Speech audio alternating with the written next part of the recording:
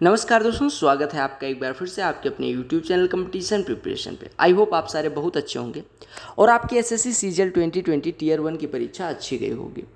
अभी आप लोगों को आइडिया भी लग गया होगा काफ़ी सारे लोगों को कि वो मेंस के लिए क्वालिफाई कर रहे हैं या नहीं, और कुछ दिन में आंसर की आ जाएगी। उसके बाद तमाम एनालिसिस आ जाएंगे जिससे आपको ये आइडिया लग जाएगा कि आप क्वालिफाई कर रहे हैं मेंस के लिए या नहीं। सबसे पहले ये समझिएगा, अगर आप मेंस के लिए बॉर्डर पे भी क्वालिफाई करते हैं तो आपके पास अभी भी 500 नंबर की परीक्षा और उसमें 500 में आप बहुत अच्छा परफॉर्म करके एक अच्छी पोस्ट ले सकते हैं। तो आप लोगों को ये नहीं घबराना है कि पता नहीं प्री में बाउंड्री पे न क्वालिफाई करूं। अगर आप इस सोच में अपना टाइम वेस्ट कर देंगे तो आप डेफिनेटली कोई पोस्ट नहीं ले पाएंगे, ठीक है। और अगर आपने टाइम वेस्ट नहीं किया, मान लो आपसे कोई 2 नंबर यहाँ प्री में कम भी पाके चल रहा है, वो मेंस में आपसे ज़्यादा मेहनत कर लेगा तो मेंस 400 नंबर का होता है और आपको पीछे छोड़ देगा। क्योंकि टीयर 2 टीयर 3 साथ ही है तो आप एक भी मिनट अब वेस्ट नहीं कर सकते, ठीक है। मैं अपने बारे में थोड़ा सा बता देना चाहता हूँ। मेरा नाम रोहित त्रिपाठी है। मैंने सीजीएल मेंस 2017, 18, 19 मतलब तीनों सीजीएल क्रैक करा है। मैथ्स का मेरा कुछ स्कोर 193, 192.5 रॉ स्कोर रहा है और मैं currently all India rank 429 SSC CGL 18 के साथ असिस्टेंट सेक्शन ऑफिसर के रूप में वर्क कर रहा हूँ। सीएसएस जो सर्विस है हमारी उसमें, और मिनिस्ट्री ऑफ होम अफेयर्स यानी गृह मंत्रालय अलॉट हुआ है, ठीक है। सबसे पहले मैं कुछ चीज़ें क्लियर कर देना चाहता हूँ कि मेंस जो है वो आपकी टफ परीक्षा नहीं होती। पहले टफ हुई थी 2017 में, एक बार थोड़े कॉन्सेप्चुअल क्वेश्चंस ज़्यादा आ गए थे। उसी बेसिस पे तमाम सारे पेड कोर्सेज और मार्केट में ये हल्ला हो गया कि सीजीएल मेंस तो अब कैट लेवल की परीक्षा होने लगी और बहुत सारे कोर्सेज भी बेचे गए। हालांकि अब अगर आपने 2018 का मेंस 2019 का मेंस देखा होगा तो आपको आइडिया लग गया होगा कि ये कोई बहुत हरकुलेंट टास्क नहीं है, ये कैलकुलेटिव होता है। और जो स्मार्ट होगा यानी कि smarter one will crack with flying colours, यानी कि जो स्मार्ट वर्क करेगा वो आराम से क्रैक कर पाएगा। वही मैं बताने वाला हूँ कि क्या कर सकते हैं मेरे पर्सनल एक्सपीरियंस पे। थोड़ी वीडियो हो सकता है लंबी हो जाए, ठीक है, और 15-20 मिनट की हो सकती है, बाकी मुझे आइडिया नहीं है तो थोड़ा सा सर्वाइव करिएगा, नहीं तो सो जाएं। दूसरी चीज़, मैं ये वीडियो मिनिमम 370 प्लस टारगेट करके बना रहा हूँ, मतलब कि आप 370 प्लस पा सकते हैं अगर आपने इतना कर दिया। अब आगे अगर आप इसको मतलब अच्छे से फॉलो करेंगे तो आपका 380 390 भी हो सकता है। हालांकि मेरे यही फॉलो करके 2 बार 370 प्लस रहे हैं तो मैं वो बता रहा हूँ आपको। देखिए, आपको पता होगा कि आपकी 200 नंबर की परीक्षा हो चुकी है, तो जो पास्ट है उसमें तो अब हम कुछ चेंज कर नहीं सकते, लेकिन जो मेंस आपका है वो 400 मार्क्स का यानी 57.143% की परीक्षा आपके हाथ में मेंस के रूप में है, और 100 नंबर और जोड़ सकते हैं टीयर 3 वाला, लेकिन यहाँ पे हम केवल मेंस की बात करेंगे, ठीक है। टीयर 3 के लिए अलग वीडियो बना दूंगा जिसमें आपको इंग्लिश के 200 मार्क्स 200 क्वेश्चंस 2 आवर्स में, मैथ्स के 100 क्वेश्चंस 200 मार्क्स 2 आवर्स में ये करना होता है। इस वीडियो में मैं बेसिकली 5 चीज़ें कवर करने वाला हूँ। बुक्स और सोर्सेज कौन से फॉलो करने हैं, पेड बैच लें या ना लें किसी का, सेल्फ वर्क और स्पीड पे कैसे काम करें, सेल्फ वर्क में क्या क्या करना है, मॉक्स कौन से देने हैं, मॉक्स का क्या रोल रहता है, सिलेक्शन मॉक्स पे डिपेंडेंट है या नहीं, ये सारी चीज़ें, और क्या चीज़ें करें और क्या चीज़ें इन 30-40 दिनों यानी जो मेन से पहले आपके पास दिन है उनमें क्या करें क्या ना करें, ठीक है। तो ये 5 पॉइंट में आई थिंक सारी चीज़ें आपकी कवर हो जाएंगी और मेंस के लिए एक प्रॉपर स्ट्रेटजी बन के आपके सामने आ जाएगी। देखिए, अगर मैं बात करूं बुक्स और रिसोर्सेज की तो आपको पता होगा और आपने पास्ट पेपर्स देखे होंगे पास्ट ईयर्स के, उसमें आपने देखा होगा कि ऑलमोस्ट 80% ऑफ द पेपर किस पे बेस्ड रहता है, प्रीवियस ईयर क्वेश्चंस पे। यानी कि एसएससी में प्रीवियस ईयर क्वेश्चंस पे बेस्ड पेपर बहुत ज़्यादा परसेंटेज में रहता है। यानी कि अगर 100 क्वेश्चंस आ रहे हैं तो 80 क्वेश्चन मिनिमम ऐसे होंगे जो प्रीवियस ईयर कॉन्सेप्ट पे बेस्ड या उसी टाइप के होंगे, ठीक है। 20 क्वेश्चन मैक्स टू मैक्स नए ये डालती है एसएससी। तो इसी से आइडिया लगा सकते हैं कि आपको अगर क्रैक करना है तो प्रीवियस ईयर क्वेश्चंस को तो छोड़ के जाना नहीं है। देखो, मैथ्स के लिए सबसे पहले बात कर लेते हैं। सबसे पहला सोर्स और सबसे रिलीवेंट और सबसे कोर सोर्स जो आपके लिए है वो है प्रीवियस ईयर पेपर्स। 2016 से 2020 तक के सारे papers, CHSL, CGL, CPO, CGL में सारे पेपर्स आपको करने हैं। सबकी प्लेलिस्ट आपको चैनल पे मिल जाएगी, इधर से भी कर सकते हैं, अदरवाइज आप टेलीग्राम चैनल पे हमारे पीडीएफ पड़ा होगा, वहाँ से डाउनलोड करके खुद भी लगा सकते हैं। तो आपको प्रीवियस ईयर पेपर्स को छोड़ के नहीं जाना। 2016 से 20 तक सारे प्री और मेंस के पेपर, एमटीएस छोड़ सकते हैं, CHSL, CGL, CPO, CGL mains, ये 4 चीज़ें तो आपको 100% करके ही जानी। दूसरी, अगर बुक्स की बात करूं तो बुक्स में अगर मैं एरिथमेटिक के लिए बात करूं तो एरिथमेटिक के लिए किरण या घटना चक्र ले सकते हैं, राकेश यादव सर की जो बुक है वो भी ले सकते हैं प्रैक्टिस के लिए, ठीक है। अगर मैं एडवांस मैथ्स की बात करूं तो प्ले विद एडवांस मैथ्स ले सकते हैं अभिनय शर्मा सर वाली, या राकेश यादव सर के क्लास नोट्स ले सकते हैं।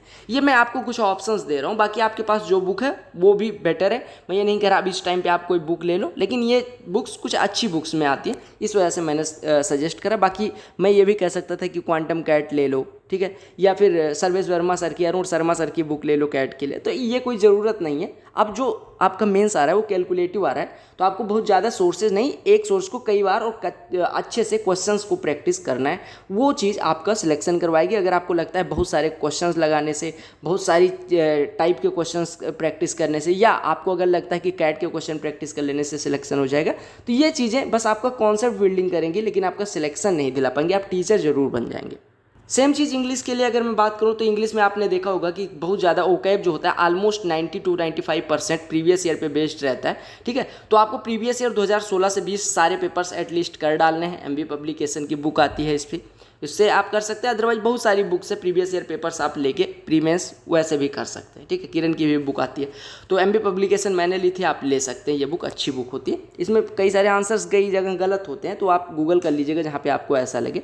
बाकी ओवरऑल आपको क्वेश्चन से मतलब होना चाहिए और उसको सॉल्व करने से। वो कैप के लिए मैं अलग बता दूंगा, ये प्रीवियस ईयर पेपर्स के लिए मैंने बताया एमबी पब्लिकेशन, और प्रीवियस ईयर पेपर्स आपको करके ही जाना है। अगर बुक्स की बात करें तो ग्रामर के लिए अगर मैं बात करूं तो ग्रामर के लिए आप नीतू सिंह मैम की वॉल्यूम 1 जो मैंने पढ़ी है, mirror of common errors Ashok Singh sir की, इनमें से कोई एक, मैं तो कहूँगा नीतू सिंह मैम की वॉल्यूम 1 ले लो ग्रामर के लिए। और अगर मैं बात करूँ वोकैब पोर्शन के लिए तो नीतू सिंह मैम की जो बुक आएगी वॉल्यूम 1, उसमें आपको पीछे one word, idiom, synonym, antonym सारे दिए गए हैं, वो भी पढ़ सकते हैं, मतलब वो भी पढ़ना ही पढ़ना है। और ब्लैक बुक आती है जो आपके एसएससी के प्रीवियस ईयर में पूछे गए सारे वोकैब्स को कंपाइल कर रखा है जिन्होंने, वो भी आप ले सकते हैं, ठीक है। तो ब्लैक बुक या नीतू मतलब ब्लैक बुक ले लीजिएगा, और नीतू सिंह मैम की पार्ट 1 यानी वॉल्यूम 1 भी कर सकते हैं, ठीक है। तो मैं तो कहूँगा दोनों कर लो। बाकी अगर आपको लगता है कि नहीं करना चाहिए तो आप कोई एक स्किप भी कर सकते हो, अदरवाइज आपको जितना वोकैब याद रहेगा प्रीवियस ईयर का उतना ही सही है। तो मैं तो दोनों को सजेस्ट करूँगा, दोनों ले लो। और जहाँ पे सबसे ज़्यादा दिक्कत होती है लोगों को कि रीडिंग कंप्रेंशन यानी पैसेज के क्वेश्चंस गलत हो जाते हैं, क्लोज टेस्ट गलत हो जाता है, para jumble error, spotting okay, तो इन सब का अगर मैं कहूँ एक कॉमन सोल्यूशन क्या है तो न्यूज़पेपर रीडिंग है। उससे आपको रीडिंग कंप्रेंशन अच्छे से समझ मतलब कंप्रीहेंड कर पाएंगे पैसेज को आप। क्लोज टेस्ट अच्छे वोकैब आपको मिलेंगे, और क्लोज टेस्ट जो भी आते हैं वो प्रीवियस पेपर्स से, यानी कि प्रीवियस पेपर्स बोले तो प्रीवियस न्यूज़पेपर्स से ही पूछे जाते हैं, ठीक है। तो वो काफ़ी हेल्पफुल होता है, ठीक है, कॉन्सेप्ट बिल्डिंग में, और आपको बेटर अंडरस्टैंडिंग करवाता है इंग्लिश की। तो ये न्यूज़पेपर पैराजंबल वगैरह के क्वेश्चंस जो होते हैं, लिंक करना सेंटेंस को, ये सारी चीज़ें आपको न्यूज़पेपर रीडिंग से पता चल जाएंगे। एरर स्पॉटिंग भी कई बार आप लोग को लगता होगा कि आपने ऐसे पढ़ा सेंटेंस, आपको लग जाता है बी पार्ट में एरर है, और वो आपको रीज़न नहीं पता चलता, लेकिन ये पता रहता है बी में, क्यों? क्योंकि आपने प्रैक्टिस कर रखी है, इतनी रीडिंग करी है कि आपको फील होने लग जाता है। तो न्यूज़पेपर रीडिंग इन चारों चीज़ों का निचोड़ हम कह सकते हैं। तो न्यूज़पेपर रीडिंग आपको वो सारी बुक्स तो फॉलो करनी ही करनी है, साथ में एक आध घंटे आप न्यूज़पेपर रीडिंग ऑनलाइन भी कर सकते हो, ऑफलाइन भी कर सकते हो। अब आते हैं दूसरे पॉइंट पे। दूसरा पॉइंट यानी कि पेड कोर्स लें या ना लें। देखिए, अगर आपको कॉन्सेप्ट में क्लैरिटी नहीं है, मैं मैथ्स की बात करूं या इंग्लिश की बात करूं, अगर आपको लगता है कि आपने सर्किल का क्वेश्चन उठाया और सर्किल में आपको ये नहीं पता कि सेंटर से अगर हम एक परपेंडिकुलर ड्रॉ करें किसी कॉर्ड पे सर्किल की तो वो उसे बाइसेक्ट करेगा, अगर ये कॉन्सेप्ट नहीं पता है तो आपको पहले कॉन्सेप्ट सीखना पड़ेगा, बाद में क्वेश्चंस के पीछे भागेंगे। कहने का मतलब, अगर आपको टॉपिक्स में कॉन्सेप्ट क्लैरिटी नहीं है तो आप पेड कोर्स ले सकते हैं, अदरवाइज उस पर्टिकुलर टॉपिक के लिए यूट्यूब पे तमाम वीडियोस मिल जाएंगी, जिनकी समझ में आए उनसे कर सकते हैं। हालांकि पेड कोर्स लेने का फ़ायदा ये रहता है कि आपको एक ही जगह पे सारी वीडियोस मिल जाती हैं, एक अच्छे मैनर में, मतलब अच्छे से रखी हुई, यानी कि आप अगर चाहें तो ये भी पार्ट पढ़ सकते हैं, ट्रायंगल भी पढ़ सकते हैं, मतलब आपको एक क्रमबद्ध तरीके से वो मिल जाता है, ऑर्गेनाइज्ड वे में, ठीक है। तो पेड कोर्स का इतना फ़ायदा होता है। बाकी अगर आपको कॉन्सेप्ट क्लैरिटी है तो कोई ज़रूरत नहीं है, बस आपको अपना ये जो यूजफुल टाइम है, प्रीसियस टाइम है, वो किस में लगाना है? सेल्फ वर्क में, यानी प्रैक्टिस करनी है। पेपर्स की जो मैंने सोर्सेज बताए उनको प्रैक्टिस करनी है, जितना कर पाओ उतना करो, उससे आपकी स्पीड भी अच्छी होगी, क्योंकि आपको पता होगा जो क्वेश्चंस इजी होते हैं उसी में आप टाइम सेव कर सकते हैं। कठिन प्रश्न जो भी आएंगे, जो नए प्रश्न आएंगे, उनमें टीचर्स को भी उतना टाइम लगेगा, यानी जो मैथ बहुत अच्छा जानते हैं और आप कम भी जानते हैं, आपको भी उतना टाइम लगेगा। आपको यहाँ पे पेपर क्लियर करने जाना है, क्रैक करने जाना है, ना कि टीचर बनने। तो आपको कोशिश करनी है कि आसान प्रश्न में टाइम बचाएं, ठीक है। इसी वजह से प्रैक्टिस अगर आपकी अच्छी रहेगी, आपको ट्रिक नहीं भी आती तो भी आप बहुत अच्छे से टाइम बचा सकते हैं, ठीक है। तो आपको बस प्रैक्टिस करनी है अगर आपको कॉन्सेप्ट क्लैरिटी है, प्रीवियस ईयर पेपर्स और जो बुक्स बताएं उनसे। सेल्फ वर्क में आपको स्पीड बढ़ाने के लिए कोई भी, मैंने बताया कि मैंने एक वीडियो भी बनाई थी स्पीड कैसे बढ़ाएं, रामबाण कोई भी नहीं है कि कोई ट्रिक मैं बता दूं आपकी स्पीड कल बढ़ जाएगी। आपको मिक्स्ड क्विजेस, जो तमाम टाइमर लगा के क्विजेस होती हैं वो लगी रहती, उसमें टाइमर होता है, ऑटो टाइमर होता है, वो चलता रहता है। आपको कुछ टाइम लिमिट दी जाती है, 5 मिनट में 10 प्रश्न ऐसे करके वो प्रैक्टिस करेंगे। उसमें आपको चैलेंज जब किया जाएगा तो आपकी स्पीड धीरे धीरे बढ़ जाएगी, ठीक है। और ये एक दिन का कोई खेल नहीं है, ये प्रैक्टिस करने से ही आएगा। टॉपिक वाइज क्विजेस, आपको पर्टिकुलर टॉपिक में दिक्कत है आप टॉपिक वाइज क्विज कर सकते हो। टेबल ईटीसी कैलकुलेशन की क्विजेज होती हैं, आप लोग जो बेसिकली छोड़ के चले आते हो कि सिंप्लीफिकेशन की क्विज कौन करेगा, वो भी कर लिया करो, उससे स्पीड बढ़ेगी।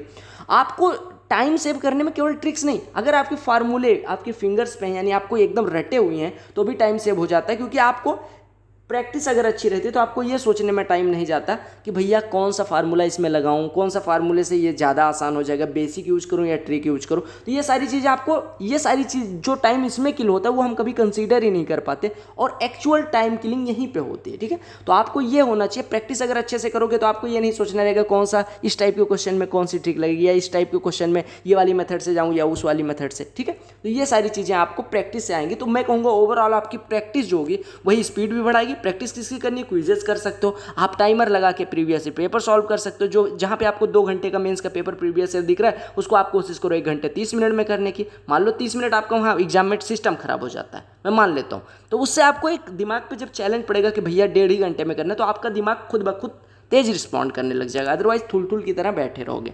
तो ये सारी चीज़ें आपको फॉलो करनी है स्पीड बढ़ाने के लिए। यानी आपको, आपके पास जो ये टाइम है, जो कोर टाइम जिसको मैं बोलता हूँ, बार बार बोल रहा हूँ, उसका मैक्सिमम आवर्स यानी 24 आवर्स में से जितना निकाल सकते हैं। कोई देखो पढ़ के पागल नहीं हुआ है, लेकिन इन 40 दिनों में पढ़ के नौकरी जरूर पा जाएगा, कोई रोजगार किसी को जरूर मिल सकता है, पागल कोई नहीं होगा। थोड़ी सी हेल्थ गड़बड़ हो जाए, हो जाने दो, खाते पीते रहो, बाकी हेल्थ अगर दुबले हो रहे हो तो कोई दिक्कत नहीं। 40 दिन बाद जब आपका मेंस अच्छा हो जाएगा, अपने आप अगर 1 रोटी खाओगे तो 3 रोटी की ताकत मिलेगी। तो ये आप अपना डिवोट कर दो मैक्सिमम आवर्स किसमें, सेल्फ इंप्रूवमेंट में, यानी खुद को इंप्रूव करने में। अगर आपका मैथ्स में आज 120 आ रहा है तो कल 160 लाने के लिए, परसों 190 ऐसे नहीं आएगा, 120 से 130, 130 से 140, धीरे धीरे करके वो आपको प्रोसेस है। मतलब आपको जो आपका इंप्रूवमेंट होता है वो एक प्रोसेस है, वो एक ऐसे नहीं कह सकते कि मतलब इंस्टेंट कुछ हो जाएगा, ठीक है। तो आपको मैक्सिमम टाइम खुद के लिए, खुद के इंप्रूवमेंट के लिए डिवोट करना है। अगर हम तीसरे पॉइंट पे हैं तो चौथा पॉइंट है आपका मॉक इंपॉर्टेंट है या नहीं। तो देखो मॉक आपको ये बताता है कि आपको इस टॉपिक में प्रॉब्लम है। जब आप मॉक करते हो तो आपको कुछ चीज़ें सीखने को मिलती है। मॉक का स्कोर कभी सिलेक्शन नहीं करवाता, इस पर मैंने वीडियो भी बना दी थी। तो आपको मॉक ये बताता है कि आपको इस पर्टिकुलर टॉपिक में प्रॉब्लम है, आपके पास प्रॉपर टाइम मैनेजमेंट स्किल नहीं है, यानी आप टाइम नहीं मैनेज कर पाते, आपको ये नहीं पता कि कौन से क्वेश्चन को फर्स्ट गो में स्किप करना है, कौन से क्वेश्चन को फर्स्ट गो में करना है। आपको ये नहीं सोचना कि मैं इतना कम नंबर क्यों पा रहा हूँ, इतना नंबर क्यों नहीं पा रहा, मेरा दोस्त इतना पा रहा है, मैं इतना क्यों नहीं पा रहा हूँ। आपको बेसिकली इन चीज़ों पे फोकस करना है कि आपका ये वाला टॉपिक वीक है, इस पे काम करना है। आपको ये क्वेश्चंस पहले गो में आपसे हो जाएंगे, दूसरे गो में, ये सब मॉक देके प्रैक्टिस करके ही समझ आएगा। तो मॉक से आपको बेसिकली जो चीज़ें आपकी स्क्रीन पे दिख रही होंगी, इतनी चीज़ों पे फोकस करना है। कौन कौन सी, आपको वीकर पॉइंट आपका कौन सा है, आपको टाइम मैनेजमेंट कैसे करना है, आपको कौन से क्वेश्चन को स्किप करना है फर्स्ट गो में, कौन से को करना है, और कोई टारगेट नहीं होना चाहिए, बस सेल्फ इंप्रूवमेंट के लिए मॉक्स दिए जाते हैं और टाइम मैनेजमेंट के लिए। अगर आप मुझसे पूछें कि मेरे अकॉर्डिंग बेस्ट मॉक्स कौन से हैं, तो मैंने ऑलमोस्ट सारी कंपनी के मॉक्स दिए हैं, जितनी भी फैकल्टीज़ बनाती हैं मॉक। फ्री वाले तो मैंने सारे दिए हैं, खरीद के तो 2-4 का दिया है। अगर मैं बात करूं बेस्ट मॉक्स में, तो टेक्स्ट बुक है, ट्यूब है, रेमो सर के सुपर मॉक्स हैं, ठीक है, ग्रेड अप है, टॉप रैंकर्स है, अड्डा के कैलकुलेटिव होते हैं, लेकिन आपकी कैलकुलेशन स्पीड तभी बढ़ेगी क्योंकि इसकी तो कोई शॉर्ट ट्रिक होती नहीं। केडी कैंपस, बस इनके एरर थोड़े रहते थे जब मैं देता था, अदरवाइज इनके भी मॉक अच्छे होते हैं। तो ये कुछ एक मॉक्स है, इनमें से आपके पास 2-3 होने चाहिए, क्योंकि 2-3 रहेंगे तो इससे आपको ये रहेगा कि मिक्स्ड मॉक अगर आप प्रैक्टिस करते रहेंगे तो आपको आइडिया लगता रहेगा कि ऐसा नहीं कि किसी में डिमोरल मतलब मोरल आपका बहुत ज़्यादा डाउन हो गया है, मोरल बहुत ज़्यादा अप हो गया, आप हवा में उड़ने लगे। तो मिक्स रहता है, तो आपको कभी अप कभी डाउन दोनों देखने को मिलता रहता है। अगर मैं बात करूँ इसमें पर्टिकुलरली ग्रेड अप की, तो आपके एग्ज़ाम लेवल का रहता है, मतलब वो आपको थोड़ा सा मोरल अप करने के लिए बनाया जाता है। और अगर वहीं मैं बात करूँ अड्डा की, तो मोरल थोड़ा सा डाउन हो जाता है। पहले ऐसा रहता था, अभी तो मैंने देखा नहीं। उनके कैलकुलेटिव होते थे मॉक्स, और उनकी क्विजेस भी कैलकुलेटिव रहती थी, तो मैं स्पीड बढ़ाने के लिए इन्हीं का प्रयोग किया करता था। अब अगर मैं बात करूं लास्ट पॉइंट की कि कौन डूज एंड डोंट्स, यानी कि क्या करना है क्या नहीं करना है इन 40 दिनों में, ठीक है, तो मैं इसकी लिस्ट अगर दिखाऊं आपको, तो सबसे पहले ये देख लेते हैं कि क्या नहीं करना है। पहली चीज़, आपको सोशल मीडिया से एकदम अपने आप को अलग कर लेना है। सोशल मीडिया सबसे ज़्यादा टाइम किल करती है, फेसबुक, व्हाट्सएप, इंस्टाग्राम, टेलीग्राम और ये आपका न्यूज़, इन सारी चीज़ों से दूर कर लेना है अपने आप को। न्यूज़पेपर पढ़ सकते हो क्योंकि उससे आपको फ़ायदा है। तो यहाँ पे आप थोड़ा सेल्फिश टाइप के रहो, क्योंकि दुनिया से अभी आपको मतलब नहीं होना चाहिए।